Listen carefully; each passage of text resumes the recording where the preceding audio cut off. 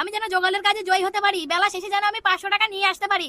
ওই মাতার কাছে আশীর্বাদ চাইলি, পিতার কাছে চাইবি না? বড় আমার পিতা 2 পয়সার ভাত দিতে পারে না পিতা। আই বদনা, আগে পিতার কাছে আশীর্বাদ চা। পিতা স্বর্গ, পিতা ধর্ম। ওই বদনা, চা চা, আমার আলু কলা ধরে আশীর্বাদ চেয়ে নে। না, তোমার মতো বাপের কাছে আমি কোনো আশীর্বাদ চাবো না। পিতা, তোমার কলা ধরে বলছি, আশীর্বাদ দাও। বদনা, আমি তোকে আশীর্বাদ দিলাম বাবা, তুই যুগালের কাজে জয়ী হ, আর যুগালের থেকে তুই মিস্ত্রি হ।